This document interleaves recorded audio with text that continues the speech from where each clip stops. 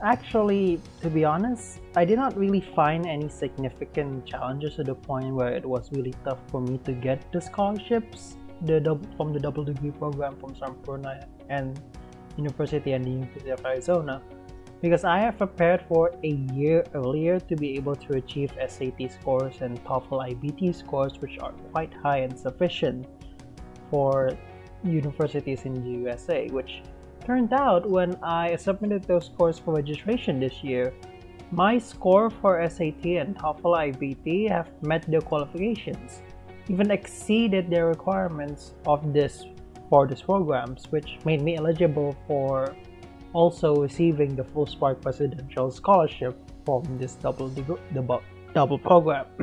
The challenges for me was really to be in achieving the scores that I need to do intensive preparation and for by studying independently.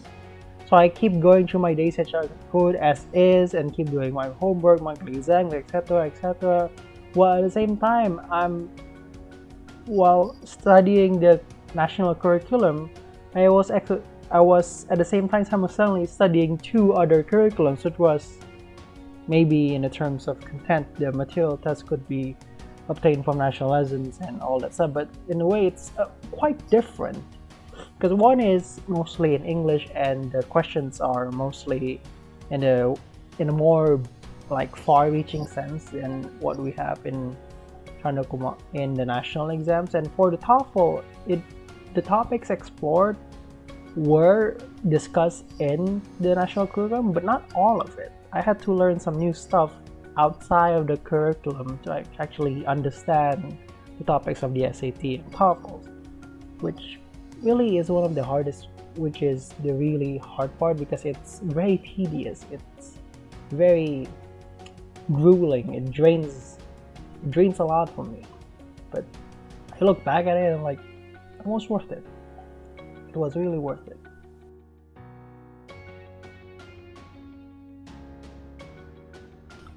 Have I had failures before? Yeah, I've had some failures too.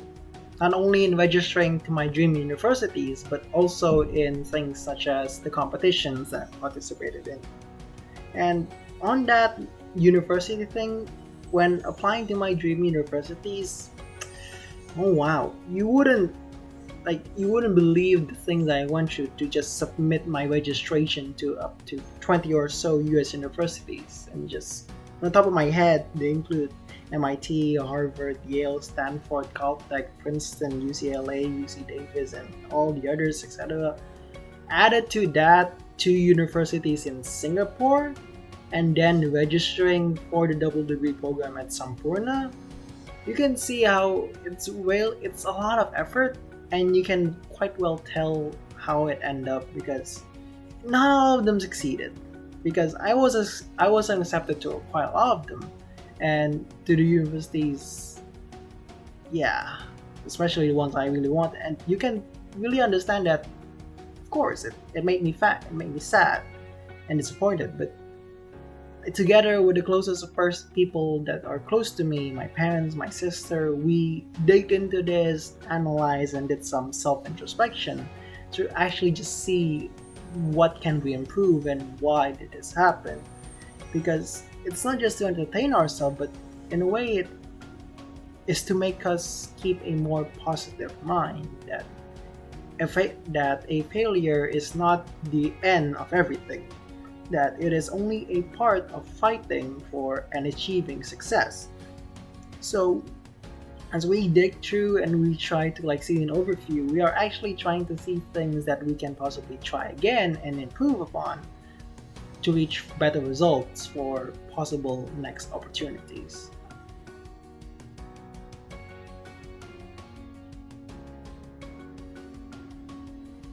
I wouldn't say it's a singular teacher because I would say there's three teachers actually, and you can say maybe fourth.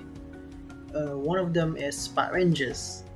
He has been my mentor in most of my scientific competitions, including my uh, final scientific essay for my completion of Chandra Kumala.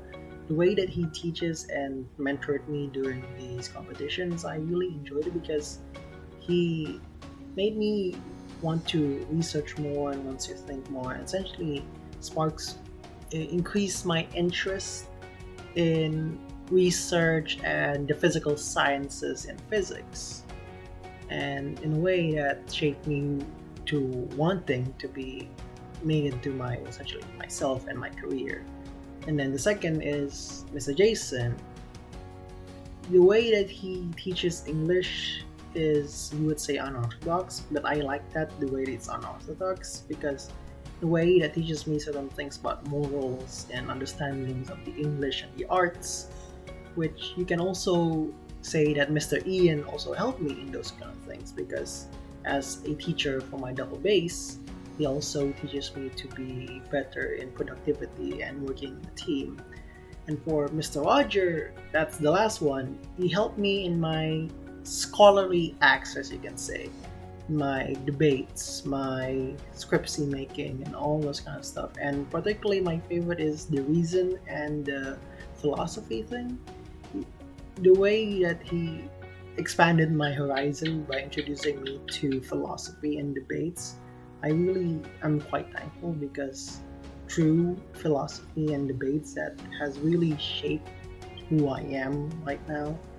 And I would really hard pressed to imagine who I might be without these four teachers.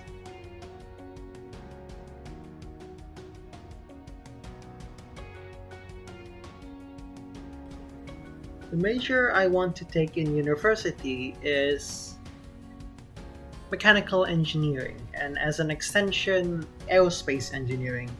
The reason why I am interested in studying those specific majors because I am immensely fascinated and interested in things such as machineries, those in cars, planes, rockets, rovers, and satellites, and even you can count ships as well. And from that fascination, I am immensely curious and most of the time spend my time looking at books and studying those specific topics to the point that I want to have this be my, how say, my career in a sense. I want to help build those things. I want to help develop those things. I want to help make and like essentially be in a way, kind of like Elon Musk, I suppose you can say. Be a visionary, want to make these rockets and send them to people to Mars and all that kind of stuff. In the future, I would hope that this studying in mechanical engineering would help me further my own other goals, such as actually being involved in the creations of planes, ships, rockets, and rovers.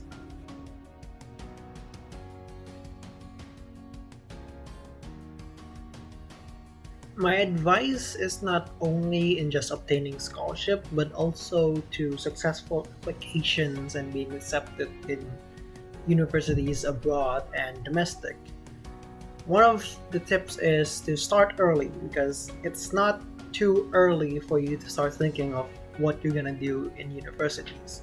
Because by the time that you finish grade 12, if you don't have any plan, you might be pressed to take a gap year, and a lot of people might think that taking a gap year is such a great thing, but if you were to not be doing anything, that's a waste of your time.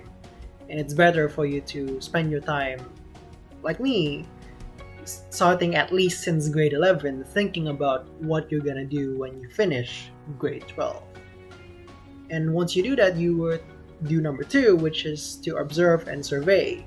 Essentially, seek out what kind of majors you are interested to, what universities do you want to do, and also remind you guys to not just pick one universities. It's best to like pick like 3, 4, or even if you're as extreme as I am, 20 even if you want universities that you might want to apply to, because that gives you more choices and more like chances for being accepted.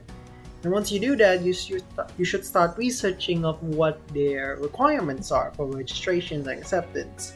What is the lowest scores that they have? What kind of exams do they look for? What kind of person that they are doing for? And once you understand that, you can then develop yourself according to those requirements. Because if you develop them at an early age, you can really just show them that, hey, this is me, like this has always been me in a way. And then this also applies to scholarships, because scholarship comes with a lot of prerequisites.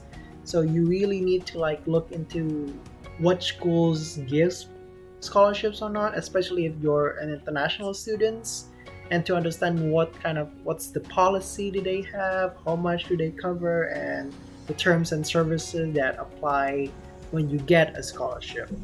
And absolutely, to do these things, you would definitely need to take a long time. That's why you really need to like set times and like, okay, after school I need to check this university. Next day I need to check this universities, and make it a habit in a sense. And once you made it a habit, you can then repeat it, and quite well internalize it. Number three, you've done the researching and all the surveying. Do make notes, because if you found something, you better write it down, lest you forget it. Like registration numbers, the dates, the campus, the deadlines, and all the cell phones and contacts that you might want to miss. Particularly the deadlines, because you do not want to submit your registration past due, because they won't accept you. And then 4, right, the steps 2 is, once you've known what you need, you gotta develop it. If they seek for certain test scores, study it. And I know studying tests is something that a lot of people, mostly classmates, don't want to do, but you really need to do it. You need to understand, because we might seek for SATs, ACTs, TOEFL, IBT, IELTS, A-levels, IGCSE.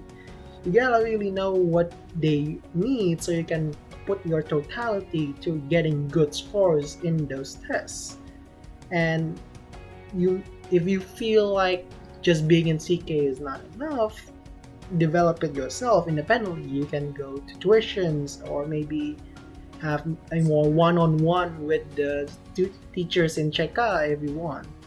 And 5, last but not least, is good coordination, because to do all of this, you need to be well coordinated with your parents, your teachers, your advisor, your counsels, your tuition teachers, and particularly with yourself, because you really need to like keep a nice flowing schedule that you feel to be adequate and you can handle. Because in certain parts in all of this, you would definitely need help from them.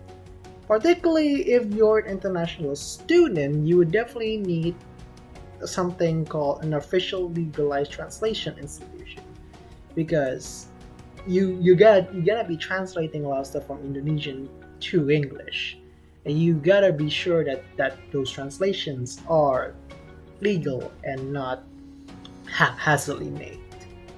So yeah, those are my tips and tricks that I hope that and suggest that people and the students that are watching this to be able to do and to replicate to reach the same success that I have.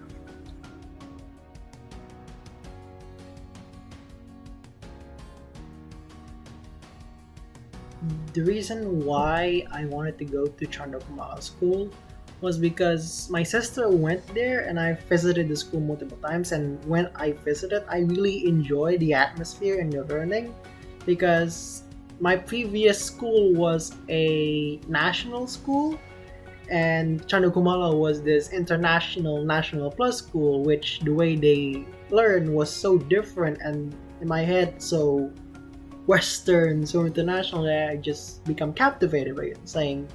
I keep saying to my mom that I want to go there immediately, even though I was merely a 4th grader.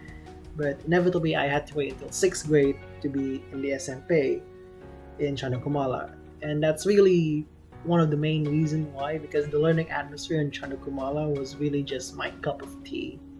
And the people in there was quite well supportive, and I really enjoy.